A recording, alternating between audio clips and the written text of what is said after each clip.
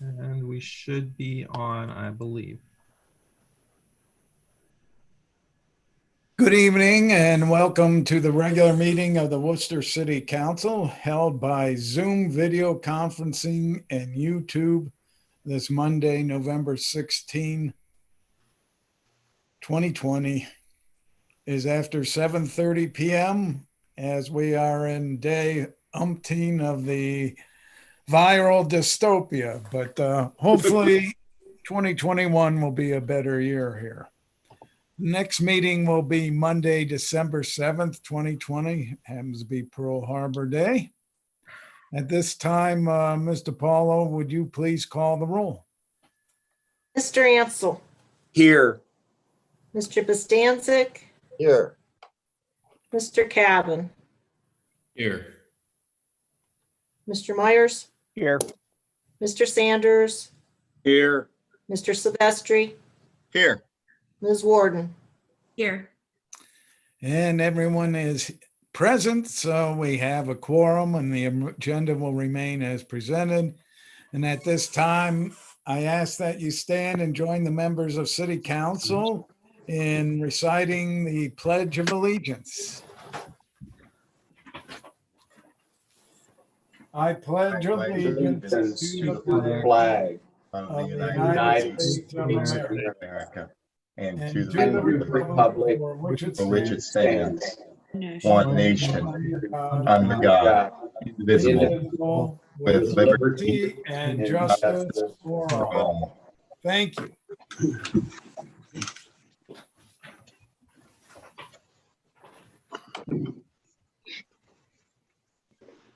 All right.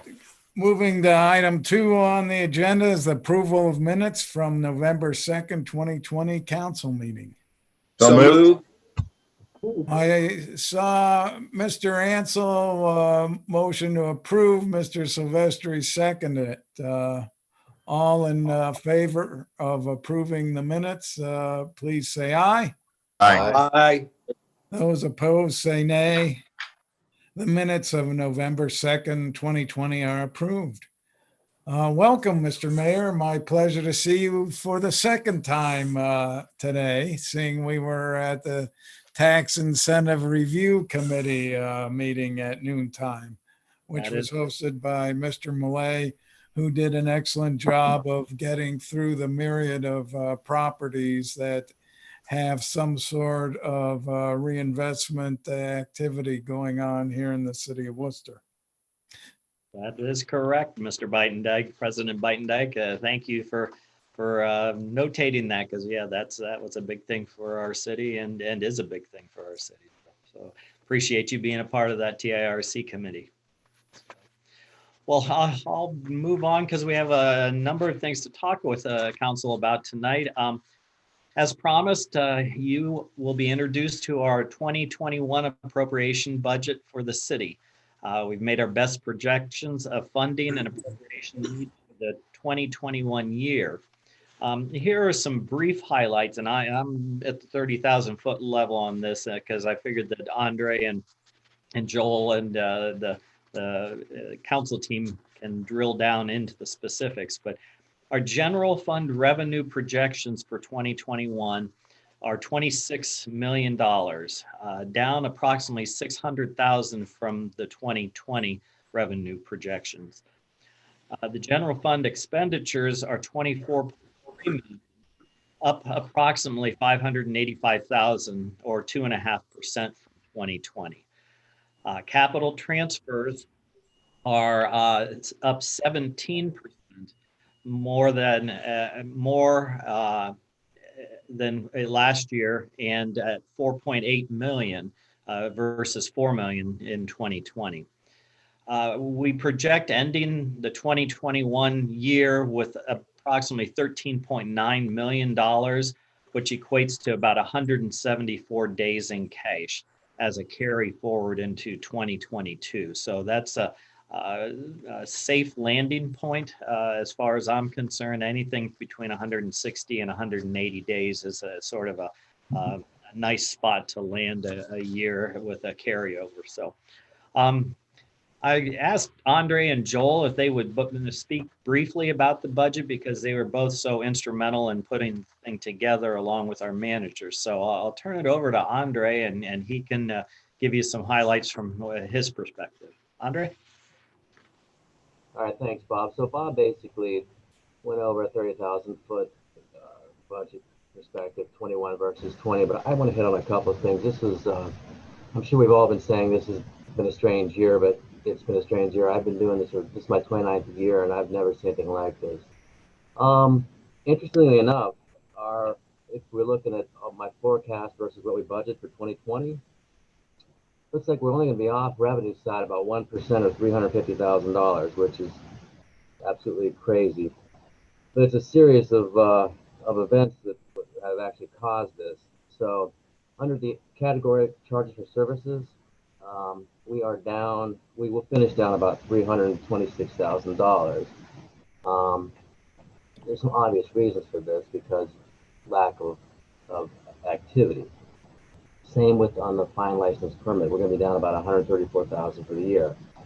However, when you look at this, you're comparing our forecast for 2020 versus our budget, you're going to notice our this little revenue line item called miscellaneous, 900,000 versus a budget of 55.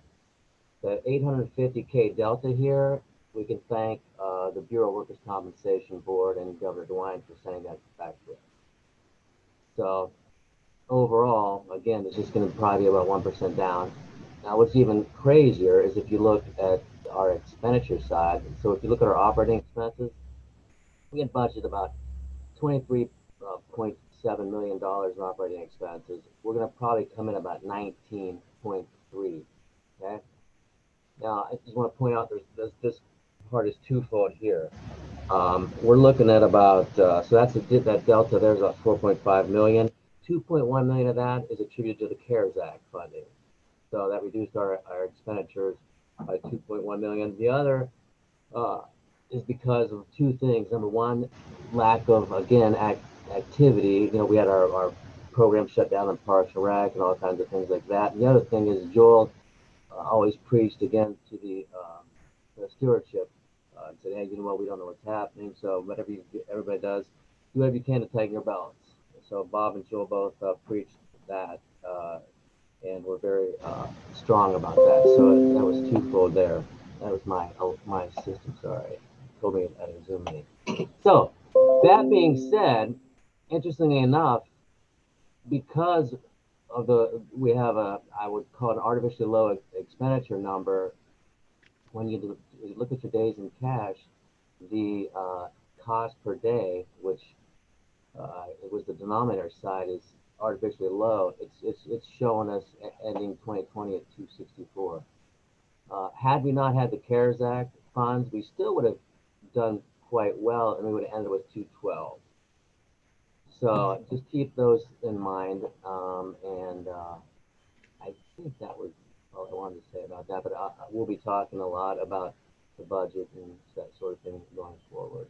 So I'd be happy if anybody has any questions at this time. And I also wanted to point out the budget's been on our website since Friday. Again, thanks to Lynn and thanks to Ashley for helping get the budget on the website, Lynn delivering it, and then of course I'd like to thank my staff and managers for working hard to get that together.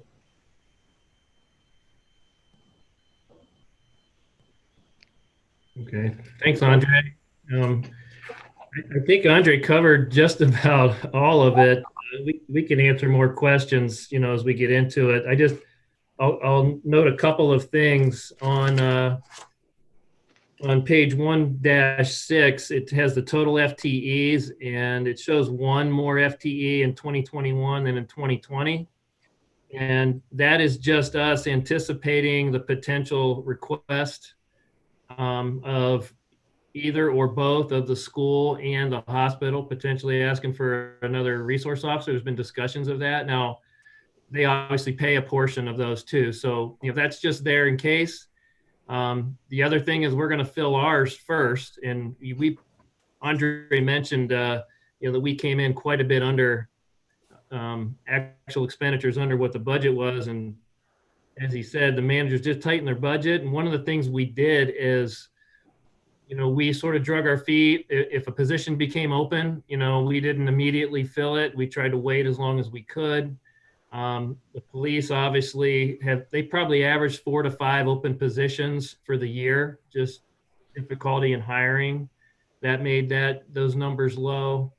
And I didn't go back and look at this, but I would guess we probably averaged 8 to 10 FTEs down overall, just because we didn't do part-time or very limited part-time, seasonal, not knowing what was going to go on in the economy. So there's one note at the bottom of 1.6. It says one more position and was not filled in 20. That should say budgeted, not filled, because we had quite a few that we didn't fill for periods of time during the year.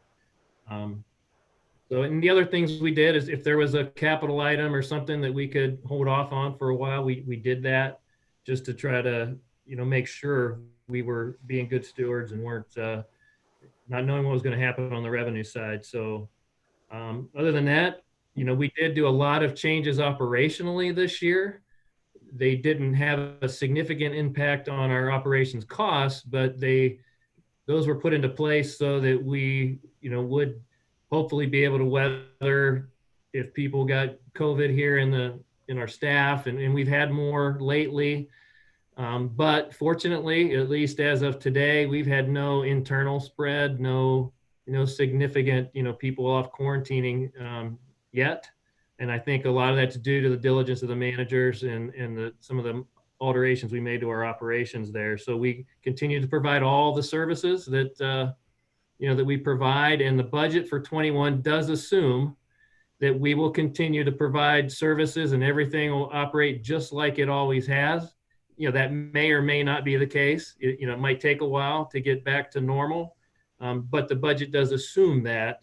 So some of that is hoping that, as Scavelli said before the meeting, that we get a couple of vaccines, and if enough people take those, we could see back to normal sooner rather than later. But the budget at least assumes that. So that's why you'll see a pretty big variance when you look at actual expenditures for 20 versus what we budgeted for 20 and what we budgeted for 2021. And then Andre and I'd be happy to answer any other questions as we get in the weeds on it. Thanks. All right, Joel, Andre, thank you guys very much for your help and your diligence in putting the budget together for us. Speaking of finance, Andre and the finance team just received the 39th Government Finance Officers Association People of Excellence in Financial Reporting Certificate today. So another year, another notch in our belt on that. And so nice job, Andre, and the whole finance crew here for doing great work for our city.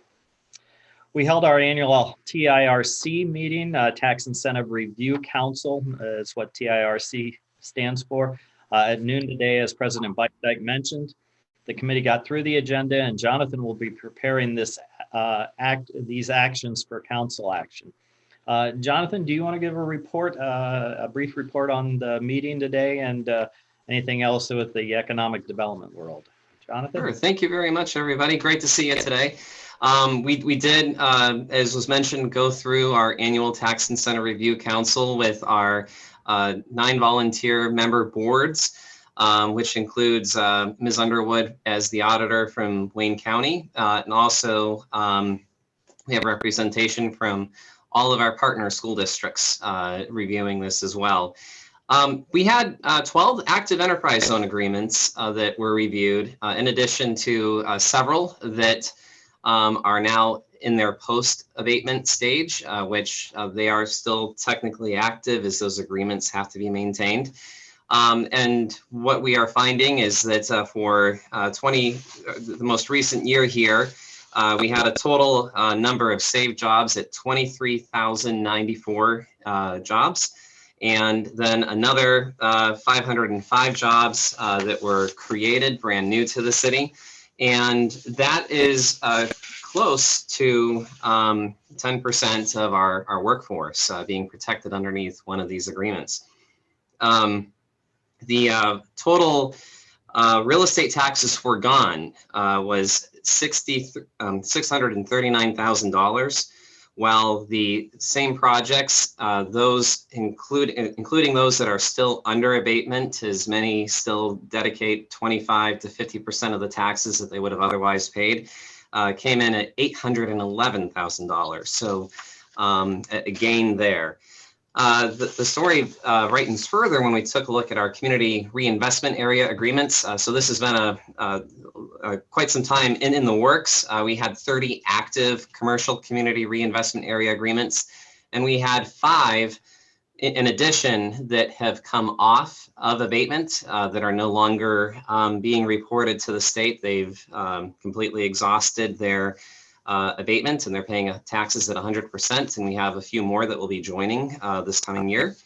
What's unique about that is we had a total employer commitment of 207 jobs with this program. Most of these are located right in the downtown, and there was a committed payroll of 6.3 million.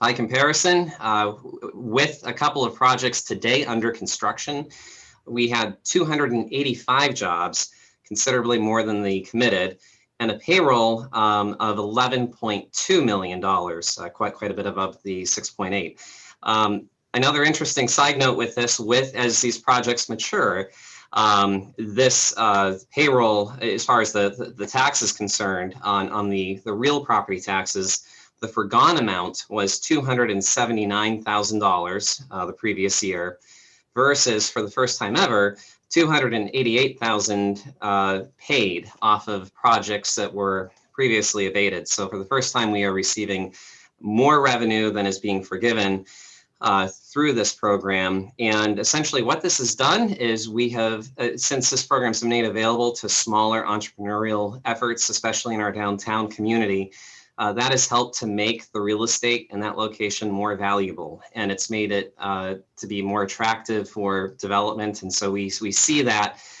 taking place. And as these projects continue to mature, hopefully what we'll see here is not only a long-term sustainability of the city of Worcester's revenues through income tax, but we've also provided a lot of strength to our tax base for our overall real estate taxes, which benefits not only the city, as we have 4 mills, but our schools, our county, and our library, and all of our civic institutions that we enjoy. So in total, over the life of our CRA, we have $1.8 million of revenue that has been generated to date, and we're hoping to keep growing those numbers. And we'll provide a full detailed report coming up here for the next meeting, complete with minutes. But we just want to say thank you to our volunteers, and thank you to everybody on council for your support through the years and helping to guide us through these processes. Thank you. Thanks, Jonathan. And yeah, I guess the takeaway story is CRAs have truly helped our community. In fact, I'm sure the downtown would not be what it is today if we hadn't had the CRAs as a vehicle to help that happen. So changing course, I know COVID is a big thing in discussion right now. Just want to bring you up to speed on information that I just learned this afternoon. The COVID numbers in our community appear to be trending better, as info from Worcester Community Hospital. On September 1st, we only had 2 COVID patients in the hospital. A big jump happened on October 19th, where it went up to 14. Then it progressively stepped up to November 4th, where we had 32 COVID patients in the hospital. This is the largest number that we've had since this whole virus came about. So that was on about a week and a half ago. It has dropped at the end of last week to 23 patients. And as of today, we're down to 19 patients. So it's trending downward as far as what we are seeing through our hospital. So that's a good sign. We've done some sort of unique futuristic type of testing.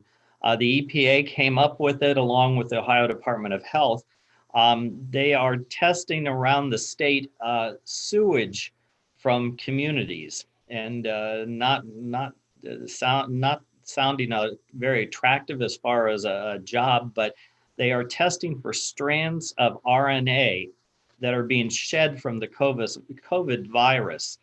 We have received 3 test results to date and did notice a spike in the graph of the RNA. The state is trying to correlate this information with the actual disease.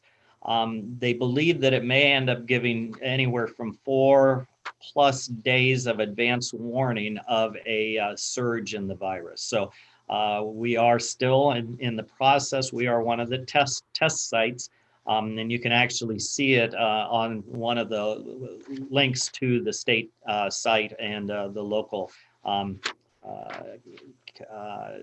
testing center here as far as the county is concerned.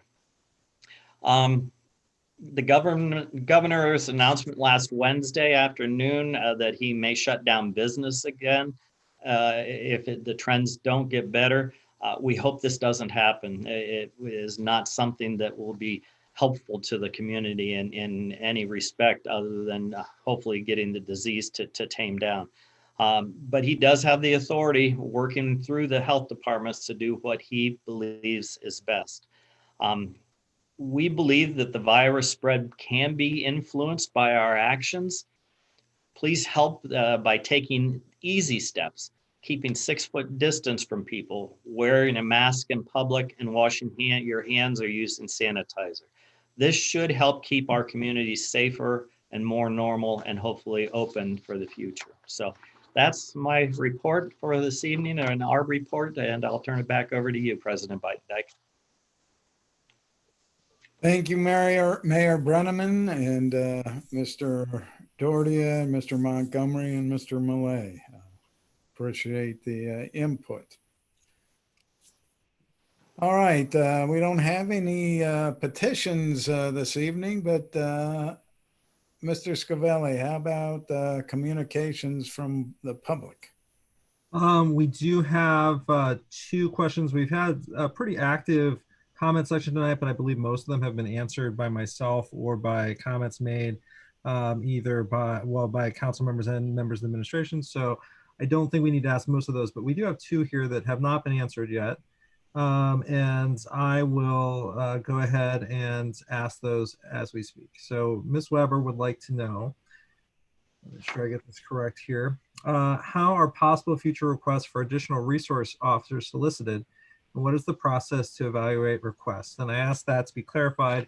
She stated that Mr. Montgomery mentioned a possible future request by either both the hospital and the schools. My comment referencing studies was specifically about schools.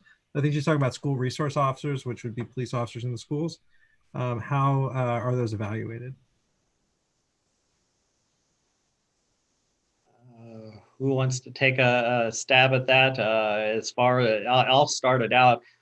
Really, we are answering requests from the city schools to help provide resource officers for the protection of the people inside the school buildings. We have worked out agreements with the Worcester City Schools. I think we provide 2 resource officers at the present time, and there have been conversations that they might be interested in increasing that along with the hospital. They also use 2 resource officers to help protect people, especially in the emergency room and in the hospital in general. But they have also made the comment that another resource officer would be helpful. So we're reacting to our community. And I could add a little bit to that. The process specifically would be one of those entities would make that request to the city. Then, we would come to council to, authorize, an additional position. And depending on where it was, whether the school pays a majority, but not all of the position, since they're only in school, a certain amount of the year. If the hospital would depend if they want full-time or part-time, how we would split those costs. And in any case, those they are considered manpower manpower for us, meaning even if they're at one of those entities, 90 or to 100% of the time, if we need them, we call them, they're our officer, and they would be available for manpower. But that would be the process. As a follow-up to that question, Ms. Leiby, she has another question too, but since we're on this subject, I'll go ahead with this. She asks, who at the school district is making that request? Superintendent. Okay. Then moving on, we have another question from Ms. Leiby, and she wants to know if there will be a public statement telling people proactively what is safe and not safe to do during the holiday season due to COVID, I'm assuming. And then also whether or not there will be any kind of statement urging people to wear masks. I think I just made that public statement tonight, and all information as far as the state and the county are concerned come through the governor's office and also the county health department. Lots of good information on our website and on the county health department's website too.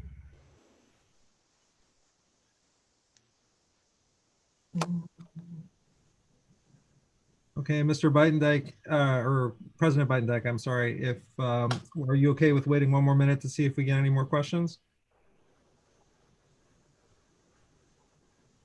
And we have one more come in. This is from Ms. Weber. Says the budget on page 1 through 12 mentions additional equipment that the police department might request. What are the limitations on these purchases? Can the Worcester Police Department request military surplus equipment? Well, they could, but they never have. And if Ms. Weber wants to look at the specific equipment, there's a 5-year capital plan that is back on pages 4.1 through, I think it's 4.6 or 4.8, I'm sorry, or 4.9, I'm sorry. And that has all the equipment for the next 5 years that all capital equipment that all departments are requesting. Okay, I do not see any other questions. So I will, Mr. Beitendijk, if you want to move forward. Yes, thank you, Mr. Scavelli. No committee reports tonight, although I assume there will be a committee meeting for finance here in the near future, Mr. Ansel. Well, that's to be determined. We have our breakout sessions coming up with 2 members of council meeting with the administration. Then we'll have in 2 weeks a follow-up council session, and we could have at that point in time a 1-hour meeting prior to council in preparation for the second reading of the budget. And we can discuss any items that were identified in our breakout sessions and talk about those collectively. So why don't we just tentatively schedule, Ms. DiPaolo, a finance committee meeting, 1 hour, 6:30 p.m., 2 weeks from now on Monday evening. Okay. Thank you, Mr. Beitendijk. I didn't mean to catch you unawares there, but No. Good. you usually do that, and might as well get it on the calendar then. All right, and no public hearings. Brings us to item 6 on the agenda, unfinished business. Mr. Sanders was kind enough to remind me that he is recusing himself with regard to ordinance number 2020-42, which is the only item under unfinished business. Before we get to that, which will be presented as a third reading by Mr. Ansel, Ms. DiPaolo, would you please read the title? Ordinance number 2020-42. An ordinance amending ordinance number 2004-33 by expanding the boundaries of the Worcester Community Reinvestment Area Number 1 and permitting new construction for residential CRA tax incentives and declaring an emergency. Mr. Ansel, the floor is yours, sir. Thank you, Mr. President. We've had 6 weeks to review the proposal, the proposed ordinance 2020-42. It is a wonderful compilation in summary of our ongoing CRA initiative, as highlighted, that commenced officially in 2016. This is the third revision in terms of expansion and modifying existing CRA boundaries. It's a evolutionary process. This will be a working document for years to come as we continue to identify incentivized zones within the city, as we acquire more land, and as we complete projects, we have to have areas for growth to support new projects. As Mr. Millay had highlighted, the TIRC committee's work is a very difficult and comprehensive review of the current and past CRAs and enterprise zones, and we'll be talking more about that. That Jonathan's summary highlights the effectiveness in terms of the millions of dollars investments being made, and also the new job creation and payroll taxes being generated. So this has had 6 weeks. I want to thank all members of council for their follow-up questions and research with members of the administration. Our team has done an outstanding job just gaining clarification and a better understanding of this proposed initiative.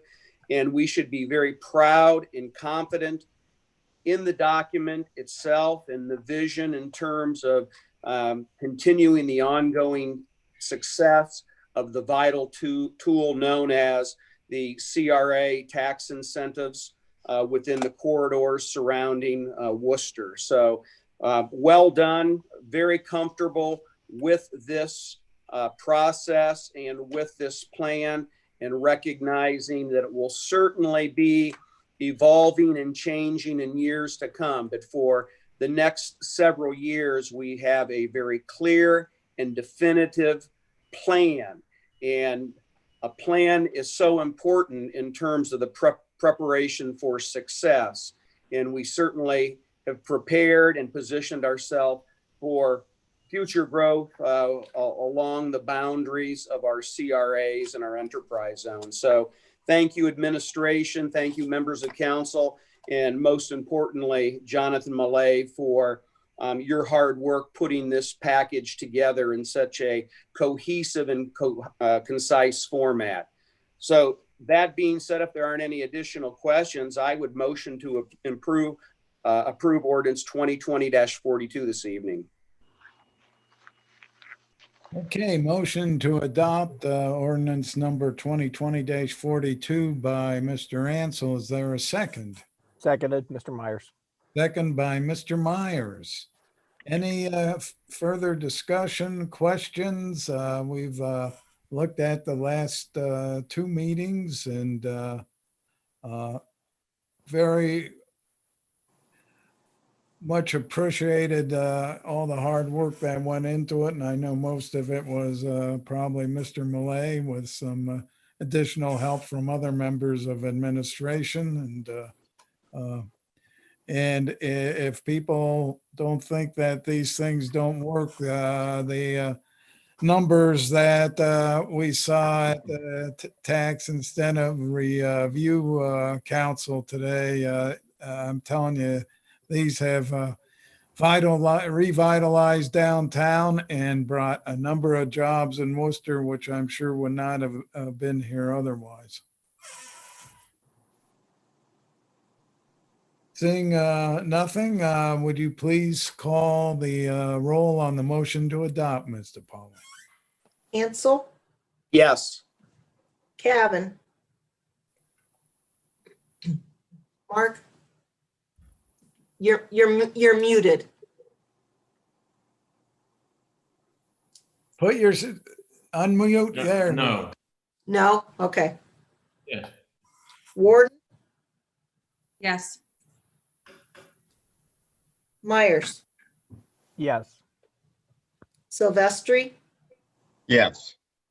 and Bostancic. Yes. Okay.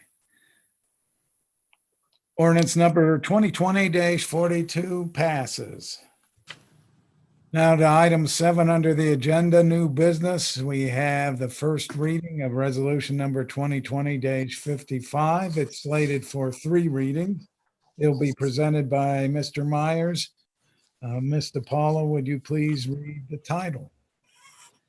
Resolution number 2020-55, a resolution authorizing the Director of Administration to enter into a professional or technical services contract with the Worcester Soccer Association for soccer-related activities services.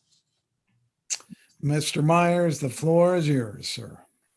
Thank you, President Beitendijk. When we say that I'm going to be sponsoring this, it's obviously Mr. Baddick, who I believe is on the call this evening. This is his brainchild, him and I believe Mr. Malta, who was involved in getting it started. And when I talked with Mr. Baddick, I believe he mentioned that it's been 47 years ongoing that we've been doing this. So I'm going to ask, Jeff, are you still here with us? I'm still here, Scott.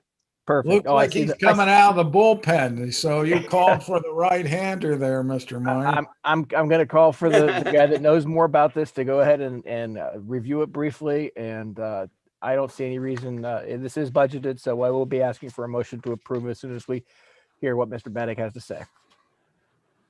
Thank you, Mr. Myers. As Mr. Myers stated, this is the 47th consecutive years of this partnership between the City of Worcester and the Worcester Soccer Association. We serve kids not only from Worcester, not only from Wayne County, but Holmes County, Medina County, Ashland County, Richland County.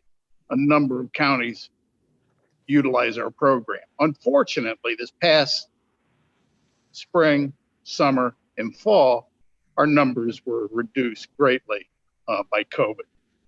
We hope to rebound this spring and get business as usual. So I think we're ready to go. Thank you, Mr. Baddick. And I will remind council that although this is a budgeted item and the funds have been appropriated, we collect fees by the teams who participate, and the city is basically reimbursed beyond the cost of the program each year. So with that, may I interrupt you? This isn't a budgeted item. This is to enter into the contract. So it's to give authority to enter into the contract. So it is slated for 3 readings. Is kind of something we do every year here. So I don't very think. well. I'll ask for a motion to suspend the rules. Okay. Thank you very much, Mr. Myers. Motion to suspend the rules by Mr. Myers. Is there a second? I'll second. Second by Mr. Bostancic. If you would, please, Mr. Paulo, call the roll on the motion to suspend the rules. Cavan, Yes. Warden, Yes. Myers, Yes. Sanders, Yes. Silvestri, Yes. Bostancic, Yes. Ansel. John, Yes. All right, the rules are suspended, and I'll look to you again, Mr. Myers. Motion to approve resolution number 2020-56. Motion to adopt by Mr. Myers. Is there a second? Second. Second by Mr. Silvestri. I think it's live, President I'm Biden. sorry, President Biden, I meant 55. It's resolution 2020-55 that we're voting on. Right. Yeah, this is the one with the Worcester Soccer Association. Yep. Sorry. Sorry about that. All right. That's fine. I assume you're still seconding it then, Mr. Bostancic? Yes. Yeah. Okay. All right. Any other questions? We've done this, 30 some years? So, I mean. 47. Okay. So it, we've had great synergy between the city and this organization. And I know Mr. Baddick over the years that he's been the director continues to enjoy unfounded success almost every year, except for this speed bump called COVID-19. We'll rebound next year, Mr. Bidendijk. I fully expect that. Seeing nothing in terms of further discussion, would you please call the roll about the motion to adopt, Mr. Paulo? Cavan, Yes. Warden, Yes. Myers, Yes. Sanders, Yes. Silvestri, Yes. Bostancic, Yes. Ansel. Yes. Resolution number 2020-56 passes. Our 55 passes, brings us to resolution number 2020-56. This will be presented by Mr. Myers. It too, like the last one, slated for 3 readings. And this has to do with the swim program. But before I get to you, Mr. Myers, I'll look to Mr. Paulo and ask her to kindly read the title. Resolution number 2020-56.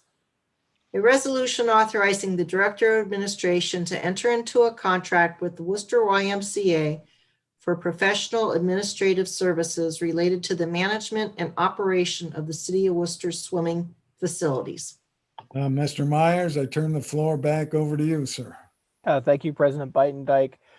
This has been a very successful partnership with the local YMCA. I'm going to just note that in anticipation of an increase in minimum wage, the amount for this contract has gone up slightly. And we're basing this amount on assuming a normal year, not a COVID year for next year for our swimming season. Obviously that had an effect on our last year's attendance and hours of operation. I see that we have both Gwen Summer as well as Mr. Baddick still on the line. I will defer to them for either questions or anything they'd like to add in addition to this, rules and passage of this, so that the city and the YMCA could begin the process of getting the contracts put together, or getting this put together, and hiring and training and all the things that need to be done before spring. Mr. Baddick, do you have anything to add today? Yeah, I'd like to just give a recap of this past season. We were only 1/3 of the municipal pools were open in Ohio, and we were very fortunate to have the administration back us in opening our pool. With that said, the pool Christmas run and nights were only open for 2 months, and our numbers showed it. I mean, we served a little over 15,000 participants this past summer, where in 2019 we had over 48,000 participants in our program. So our numbers were reduced drastically. And it was a very complicated operation. And I want to give kudos to the YMCA of Wayne County and the staff. They had 15, 16, 17, and 18-year-olds. They had a lot of responsibility in making sure all the different rules and policies and procedures were in place. And they did a really nice job. We were happy to work with them again. Hopefully next summer it's ready to go. We've already started our planning for next year with the YMCA, and we're ready to go. Gwen, do you have anything to add? No, I just like to thank the city. I think it was difficult and a challenging summer, but I think it went really well. And we're ready for whatever this summer brings. Hopefully it's normal, but if not, we'll pivot and we'll accommodate whatever happens. Thank you.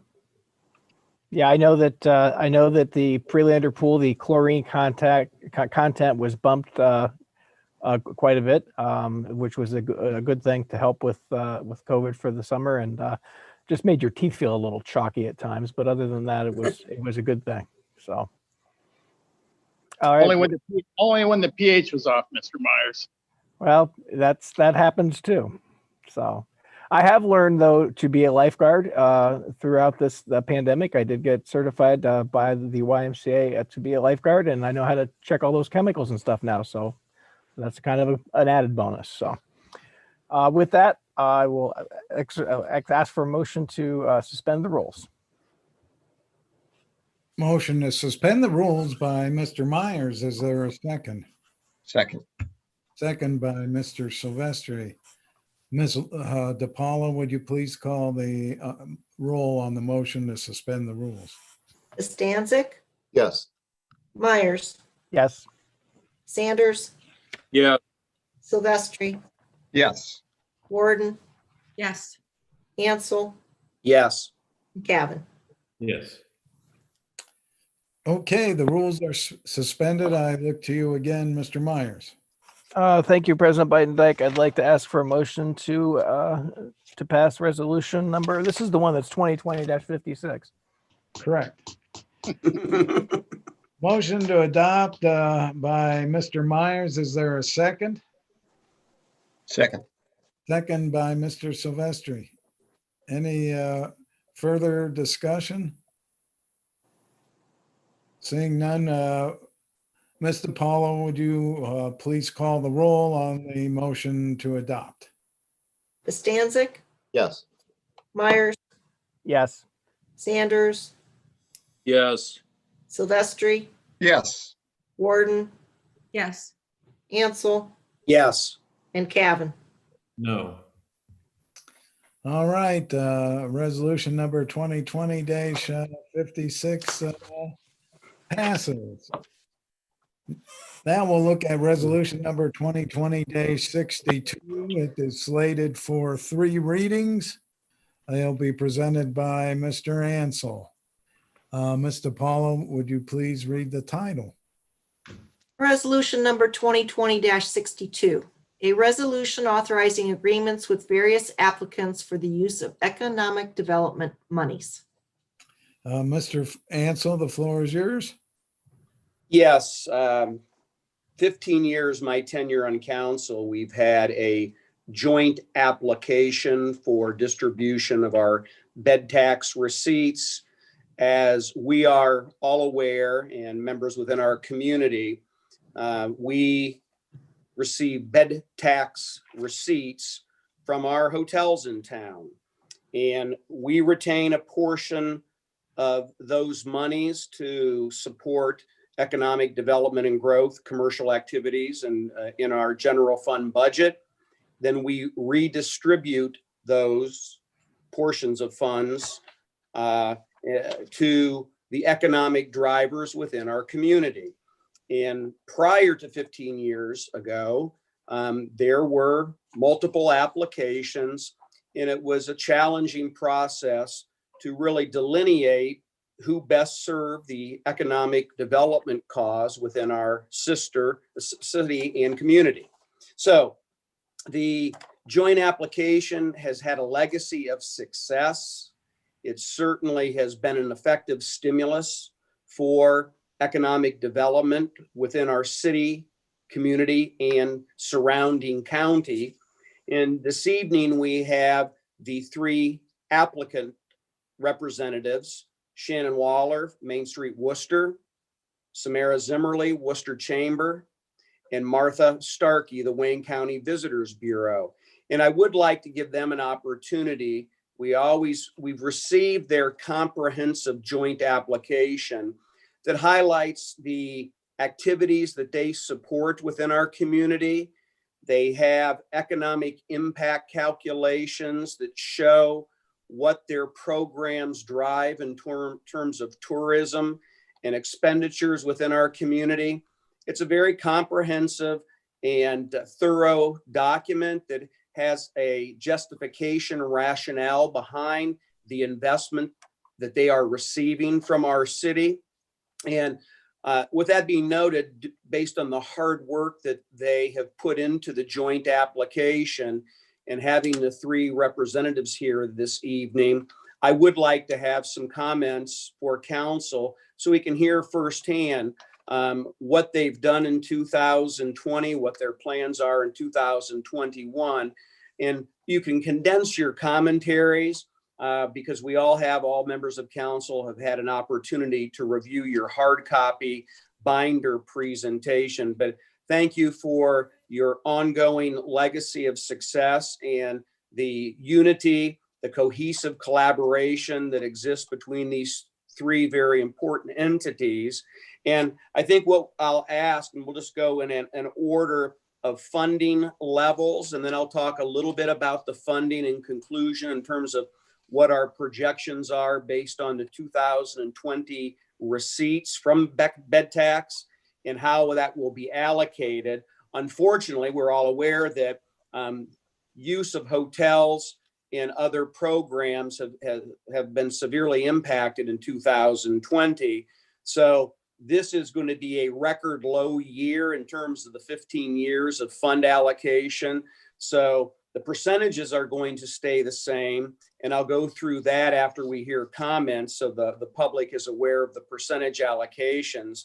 But it's going to be lower than 50% of the prior year's receipts. And we all know that that's a result of people not traveling, people not engaging in social activities, and then also people not utilizing our local hotels. And this must be a tremendous hardship for our hotels because bed tax are directly correlated and linked into hotel receipts. So recognize that those hotel owners and investors have spent millions of dollars, and this year has been a catastrophic year for them in terms of underutilization of their assets. And that is reinforced by the lack of bed tax receipts and tax receipts that they're transferring via the bed tax. So that being noted, why don't we start? The largest recipient of funds from the bed tax is Main Street Wooster, and we have Shannon Waller on Zoom this evening. Shannon, the floor is yours. Thank you, Mr. Ansel. Really appreciate the introduction. And we do work together, the three economic development organizations that have jointly asked for this funding. And we all want to see our community succeed. We all collaborate where we can amplify each other's efforts. And we appreciate the recognition of City Council in helping us continue in those efforts. Main Street Wooster gets, on a typical year, a third of its annual budget through the bed tax. Another third is from partner contributions who contribute annually, and the balance is through sponsorships and event programming. So we rely very heavily on the bed tax for our mission. And this year, because we were not able to encourage gatherings due to the pandemic, we worked very hard to pivot it into safe ways to bring commerce downtown. We worked hard to bring grant funding into downtown. And we believe that we're positioned in an important way to help the community recover any ground it's lost due to the pandemic economic impact. So we're already planning to do some solicitation of new businesses in 2021, trying to encourage a balanced mix of downtown boutique shops that don't cannibalize each other. So we're looking to really make up the ground that COVID has lost. And we appreciate the recognition of what we do for economic development, and we hope that you'll continue supporting our efforts to do so. Thank you very much. The second largest percentage recipient is the Wooster of Chamber, and we have Samira Zimmerly. Samira, the floor is yours. Thank you, and thanks again for the opportunity to be here tonight. We appreciate the partnership that we have with Main Street Wooster and the Convention and Visitors Bureau to do this together. You know, prior to COVID-19, the Chamber's events and programs were very strong, and they were a large revenue source for us. And this year, with COVID and social gatherings being restricted, we had to cancel pretty much all of our events, which hit us pretty hard. So we are currently trying to, you know, be a resource to the business community. The businesses have been reaching out to the Chamber more than ever before.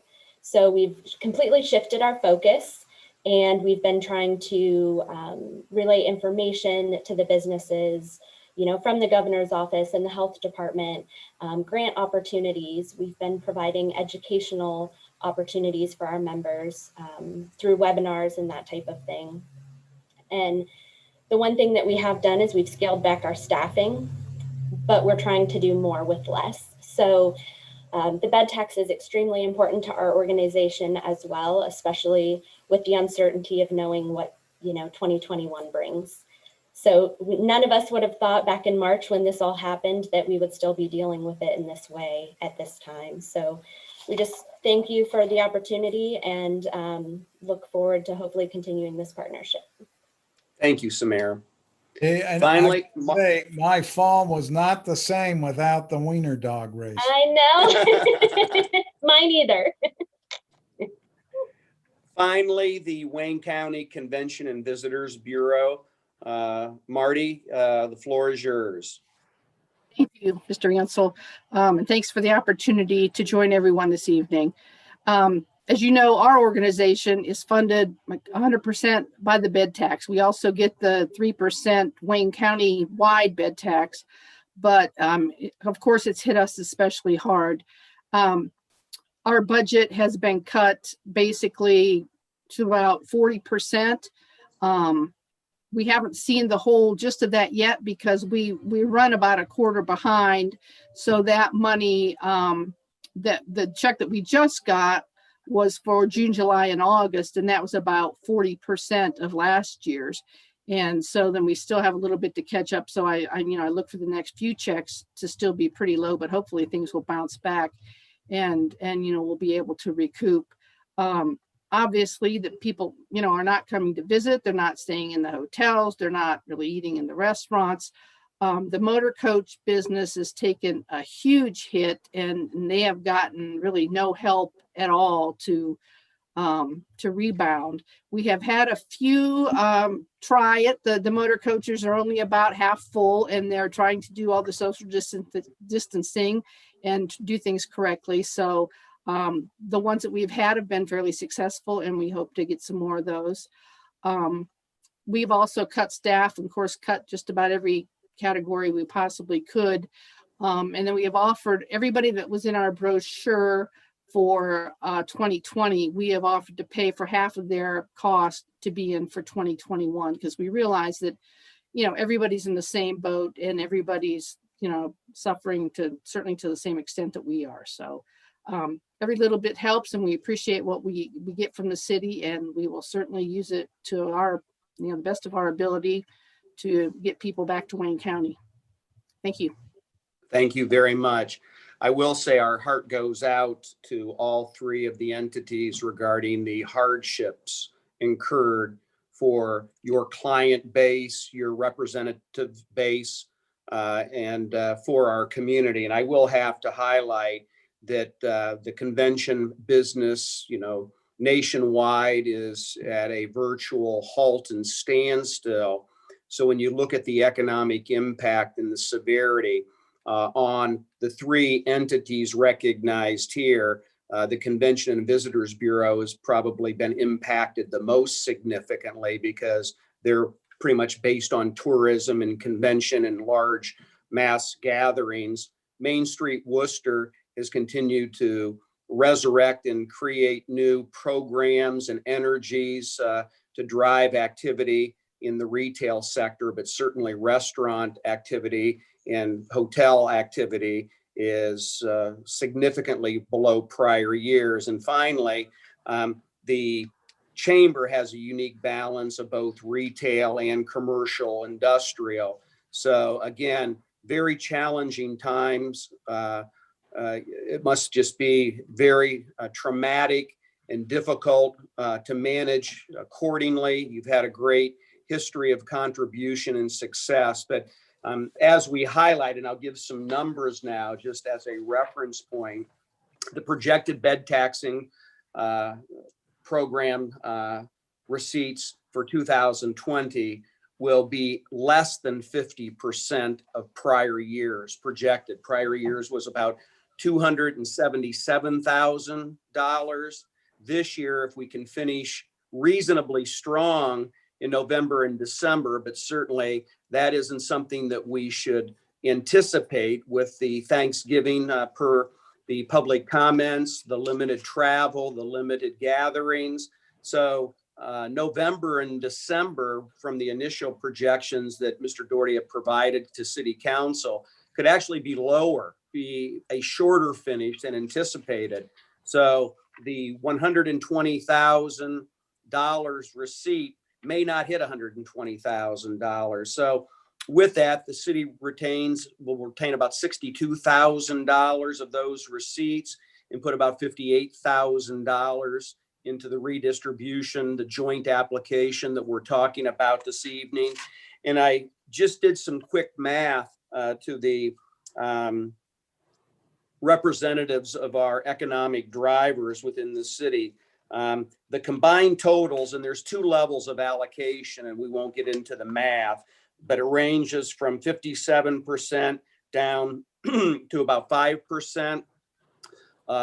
A percentage allocation based on the first $50,000. And since we're only going to have about $50,000, that's where most of the percentage allocations will be derived. But, and then a higher allocation on the amounts more than 50,000. And in past years, we've had almost double in the over $50,000 category. So we're certainly down significantly. But I just did a rough calculation. Main Street Worcester's allocation will be somewhere in the range of about $32,000 to $33,000. The Wayne County Convention and Visitors Bureau will be around $4,000 to $4,500, and the Worcester Area Chamber will be $21,000 to $22,000 if we finish the year based on the projections provided by our finance department within the city of Worcester. And I'm sure the representatives of the three entities kind of know that. They've probably been getting that barometer reading from our finance director. If not, you can ask him and he can provide that to you for budgetary purposes. But I'm sure you're way ahead of the equation on that in terms of anticipated funds, because they do represent such a significant portion of your budget. So that being noted, again, our apology for the challenges resulting from this chaos that we're all trying to work through and survive through. Please maintain your dedication and commitment and challenged optimism. This will recover and return to normal, but certainly challenging times for you, your organizations, and the restaurants and the businesses that you represent so well within our community. So thank you for all that you do. Thank you for a wonderful application process as always. And with that, since we've all had an opportunity to see it and we know what the numbers are, and there's only one application for approval, I will motion to suspend the rules and move resolution 2020-62 to third and final reading this evening. Mr. Ansel, I have a question. If I wanted to Please. offer an amendment, would it be offered now or after we vote to suspend the rules? I will defer to President Beitendijk and Mr. Scavelli on that. Well, I would think that once we suspend the rules, then we would be looking at the ordinance and its for enactment, and that it would be appropriate then to offer an amendment after. Okay, the thank you. Item. Okay, thank you. Then I'd like to second the suspension of the rules, please. Thank you. All right, motion to suspend the rules by Mr. Ansel, a second by Mr. Myers. And Mr. Paulo, would you please call the roll on the motion to suspend the rules? Myers? Yes. Yes, okay. Sanders? Yes. Silvestri? Yes. Warden? Yes. Ansel? Yes. Cavan? Yes. Stanzik? Yes. Rules are suspended. Mr. Ansel.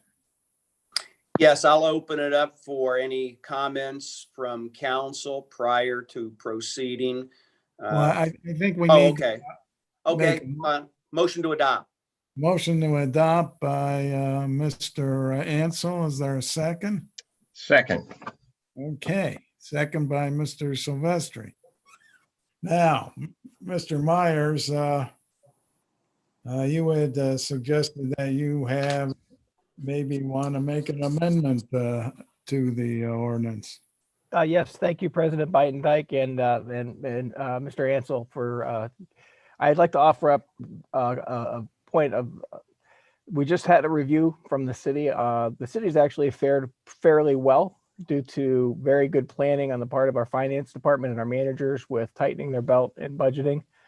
And so we've come out of this through not for lack of hard work on the city administration and the mayor and Mr. Montgomery and everyone included, but our financial review looks as though we've come out of this fairly well. Based on that, and based on how devastating the hotel bed tax fund has been reduced this year, I'd like to make the recommendation and make an amendment that we disperse 100% of the bed tax fund this year instead of just the 49% that we've done in past years. All right, Mr. Myers has made a motion to amend resolution number 2020-62 to allocate 100% of the funds coming from the bed tax in accordance with the provisions and distributions laid out in section 1 to the 3 organizations. Is there a second? I'll second that. Second by Ms. Warden. Discussion. If I could, I'd just like to thank all of the organizations for all of their hard work in these really uncertain times. I think that you've all been presented with quite a significant challenge. Basically your resources have been cut and you've been, asked to promote businesses where people don't even want to leave their houses, much less go out and do a public venue. So I encourage you to keep up the good work. I think the DORA program, while we're only able to really participate in that for a brief period of time before the weather took a turn, I think it was a really great, fun way to safely enjoy our beautiful downtown community. And I, for one, am really excited to have a robust year next year with lots of activities and, outdoor festivals. And so I'm really excited to see what you all have in store for us. So thank you.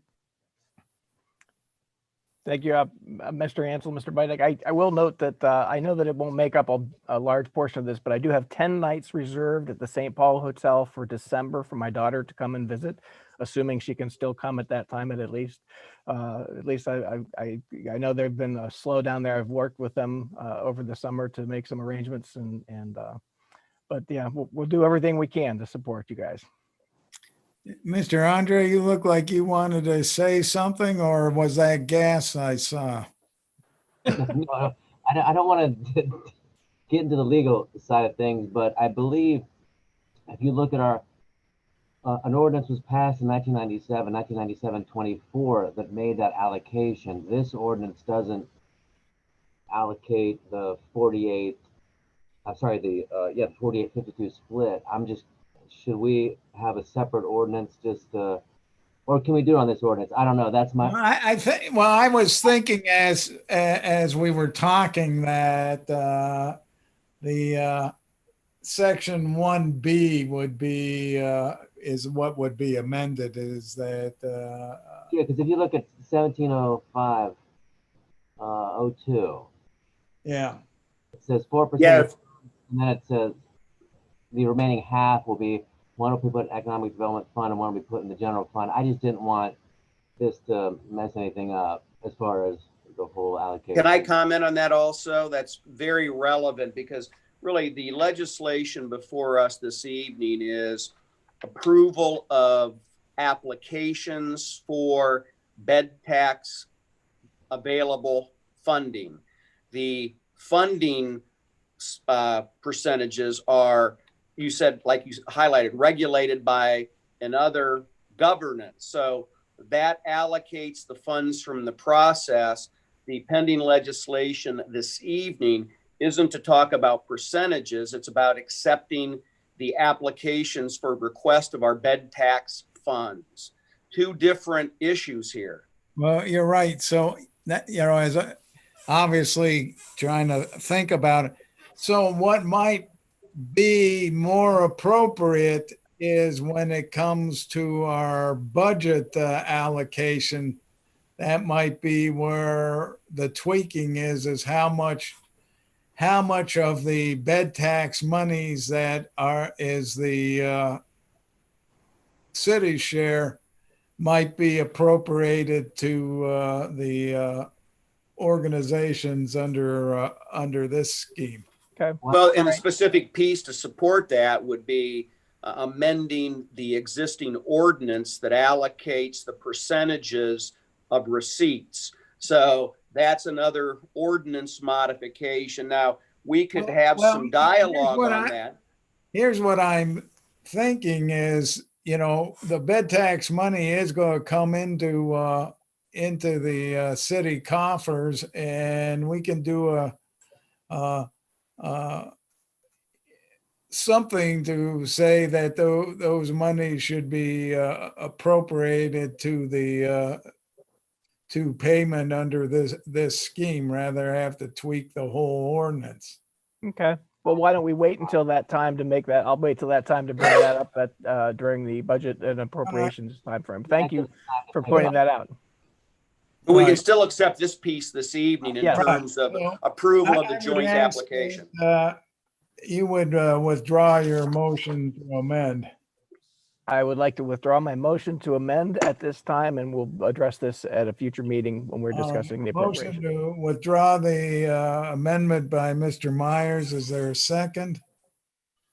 Second. Second by Mr. Bostancic. Would you call the roll on the motion to withdraw the amendment, Mr. Paulo? We never called the roll to approve it, President Biden. That's true. But I think we have to take it off the table. You want me to call the roll? Yes. Okay.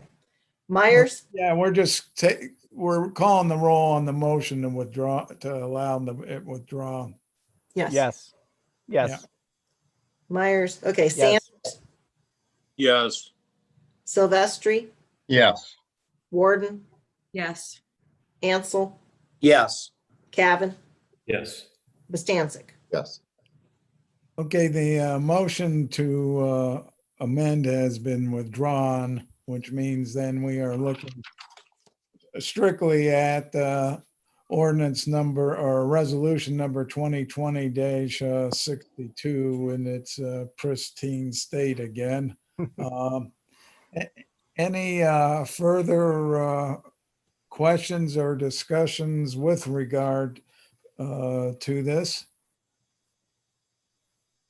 I appreciate all the organization's hard work. I know everyone does a great job, and without them, the city of Worcester would not have the good press that it has gotten over the years because a substantial amount of the publicity comes from these three organizations. Not that we don't do a good job, but talk about the people that do the heavy lifting there in front of us this evening. Seeing that there isn't any further discussion, would you please, Mr. Paulo, call the roll on the motion to adopt resolution number 2020-62? Myers? Yes. Sanders? Yes. Silvestri? Yes. Warden? Yes. Ansel? Yes. Cavan? Yes. And Bostancic? Yes. Okay, resolution number 2020-62 passes, and for what it's worth, because I know I don't get to vote, but I would certainly hope that council would look at amending the how the city's share of the bed tax is appropriated for 2021 based on the unusual circumstances such as that I hope none of us have to face again in our lifetime. So If I can just express my gratitude, I mean, really, I'm getting a little bit choked up. So appreciate the support of the community for what we do. And regardless of however much money the community can afford to send our way, we'll make you proud. Thank Yeah, you, thank you all so Thank you. much. It means a lot to all of us. Sure I does. tried. Thank I you just very didn't do much. it right. We appreciate that. I will revisit it at the appropriate time, as Mr. Ansel has pointed out. So thank you. Thank you. well, thank you one and all. And I gotta say, Miss Starkey, I miss your little goodie packet. I'm sorry. I have to tell you a story. Because it's 2020, you know, and we have all these chapsticks. We order them in bulk, of course, to save money. And our chapsticks, some had some sort of chemical, something happened, and now they're glue sticks. So I have to throw them all away. No, we that's need too those bad. sometimes. Yes, we do.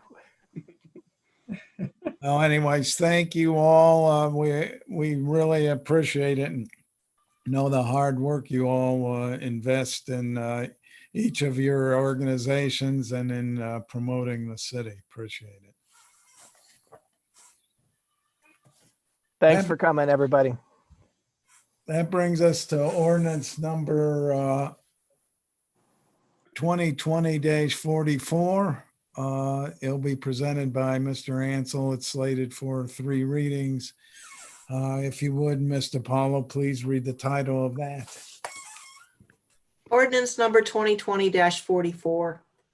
An ordinance appropriating from various funds to individual accounts for the current expenses and other expenditures for the city of Worcester for the fiscal year ending December 31st, 2021, and allowing for immediate enactment. All right, Mr. Ansel, the floor is yours, sir. This process is one of the most important processes of our elected position. The fiscal responsibility regarding the budgeting and appropriation and the oversight of the expenditures within our city. We're all aware of that. We all work very hard, but it is the holy grail of our governance within the city. All of our approved expenditures and staffing authorizations and so forth is tied into our budget.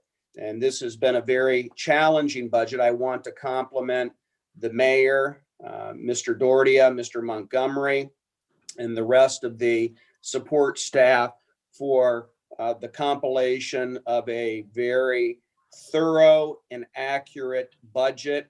One of the things that I've been most impressed with on city council is the fiscal conservatism, not only in the budget preparation, but the management of the budget and the consistent performance of being under budget with relative to our expenditures annually, while never sacrificing or compromising the services and the things that we enjoy as citizens of Worcester. It's been remarkable to see this process, and certainly it's not a 47-year run like the Parks and Recs program, but having 39 years of financial reporting excellence designation on behalf of the state auditor in the state of Ohio is a significant accomplishment. And we see that in the budget. And we've had time now to have a preliminary review of the budget. Because of the Zoom constraints, the administration commenced a process last year that worked well to prepare for the breakout sessions with 2 members of council and the members of the administration to go through the heavy lifting of the budget review. Being committee chairs, we all have different primary focuses within the physical management of our city, and that's the checks and balance and the process of committees, and it works well. But the committee chairs have a better finger to their pulse, if you will, for those expenditures that their committee provides direct oversight or indirect oversight for those functions and expenditures. So the breakout sessions are a very productive way to go through that analysis and discussion. Then we can compare notes collectively, and we'll do that in the review on the December 7th, and have comments and summaries. The administration will put a recap together of Q&A items that are of relevance, so we have visibility to the discussions that have occurred at the committee and at the co-council level with the city administration. But just want to highlight how effective I feel that the process works. And it's been a little more constrained this year just due to the COVID non-contact, but the final results, projected results this year are absolutely unbelievable. And yeah, we have had some wild cards, as Mr. Dordia has highlighted, with the workman comp reimbursement at 100%. Thank you, our state legislators and Governor DeWine. That's hundreds of thousands of dollars that have been returned. The CARES Act, we're all aware of the $2 million+ that we've received there. The funding could not have been more timely to help and support us through this time of uncertainty. So that being noted, I've reviewed the preliminary budget and have some questions and look forward to this week's meeting. Council Bostancic and myself are our team with the administration on that. Everyone else knows who their partners are in the discussion process, but we're in the final stretch. 2020 will appear to be an exceptional financial performance year for the city of Worcester in light of all of the things that we see and updates that we receive on the internet. Major metropolitan areas are being decimated right now. Larger cities than Worcester are in a state of financial disarray. And then very few comparable cities the size of Worcester are sitting in the position that we're sitting in. So we've been very fortunate, very lucky. But again, I think a lot of it is being prepared and managing so physically conservative. And then the wild cards that we've received have been kind of a brace, if you will, in terms of having a parachute for unanticipated expenses, of which we did not anticipate, but we've maintained control of our expenditures in other areas. So thank you for the preliminary discussion. The timing couldn't have been more appropriate, and we did not have that teed up. That was done spontaneously. But we're in the home stretch now, the final 6 weeks for our 2021 budget. And again, the preliminary review looks very positive and very favorable. Thank you for your diligence. And the beauty of it is it's our appropriations budget. We still, as we are all aware, have the final approval and the authorization process as expenditures come up throughout the year. That's our job during the year and the process of our a bi-weekly review on city council. So administration, thank you very much. Look forward to this process. Council members, I know you take this very seriously. Ask good questions and look forward to a productive meeting on the 7th. And hopefully we can run this to closure. Then if not, we can go 2 more weeks for any open items and issues. And as usual, close this on our final council session in what will be a foregone 2020. So thank you. That's my commentary for the evening regarding the 2021 appropriations budget.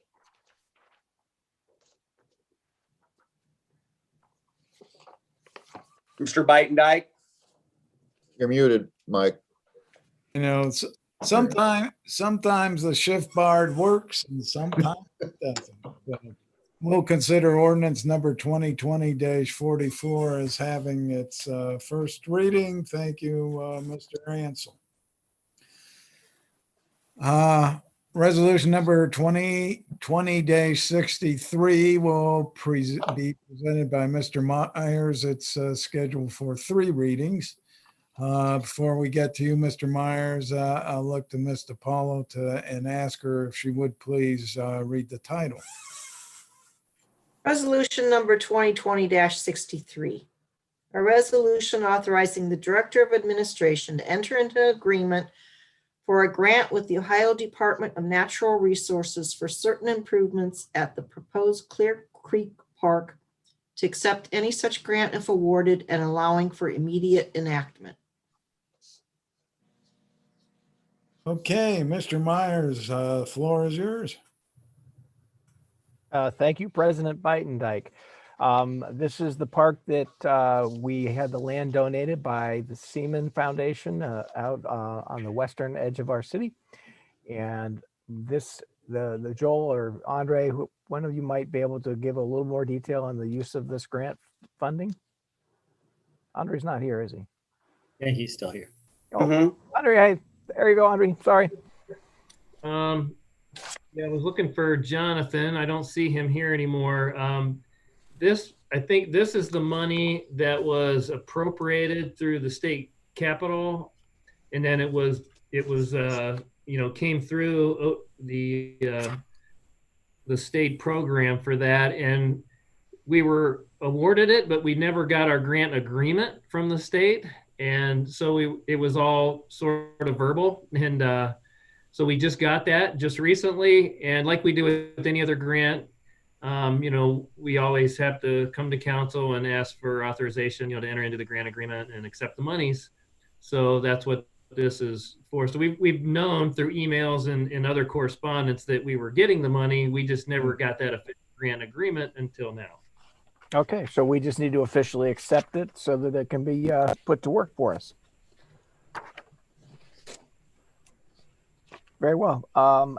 I know that this generally would have 3 readings, but I don't see any reason to not go forward with it. It's the grant we've been awarded, and this is a formality for us to be able to accept the funds from the ODNR. I would like to move to suspend the rules on resolution 2020-63. Capital motion there, Mr. Myers. Is there a second on the motion to suspend the rules? I'll second. Second by Mr. Bostancic. Mr. Paula, would you please call the roll on the motion to suspend the rules? Silvestri? Yes. Warden? Yes. Ansel? Yes. Cavan? Mark? Yes. Yes. Stanzik? Yes. Myers? Yes. And Sanders? Yes. Okay, the rules are suspended. And I turn to you again, Mr. Myers. Motion to adopt, President Beitendijk. All right, motion to adopt by Mr. Myers. Is there a second? Second. Second by Mr. Silvestri. Any discussion? I'm hoping that next year we can get a tour of the area without having to do social distancing, but that would be a nice way to enjoy this park for the first time. I'd like to ask, maybe Mr. Montgomery, you're aware, I was wondering if the city has any specific plans for this funding, or if it's just to recoup money that the city's already spent on the project? So this money was included in our overall source and use and budget for the project. So all of the grant money we have is spoken for and is going into that project. So that design, which is, I can't remember when we came to council asking authorization to, advertise an award based on the design. So we did that, and that included this money. We knew we were getting this money. So that included this money for that. And it's under construction right now. They're clearing and they'll do as much work as they can this year before, before the weather makes them stop. But it's, parking lot, pavilion, a bathroom, but then the rest of it mostly is natural, with boardwalks and paths and overlooks and those kinds of things. Thank you. Anything further?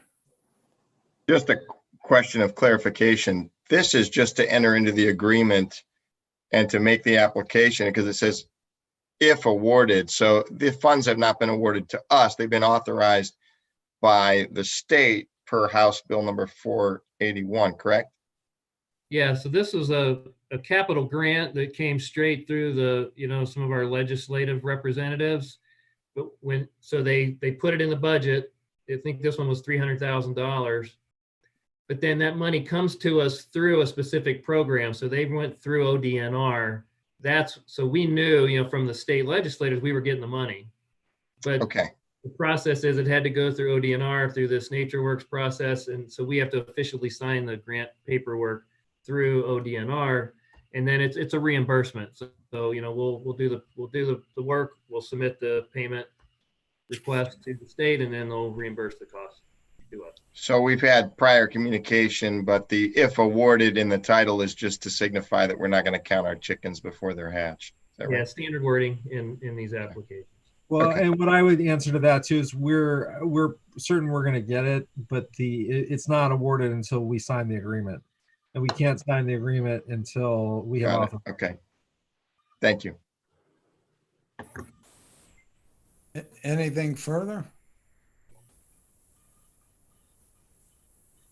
Seeing none, would you please call the roll on the motion to adopt?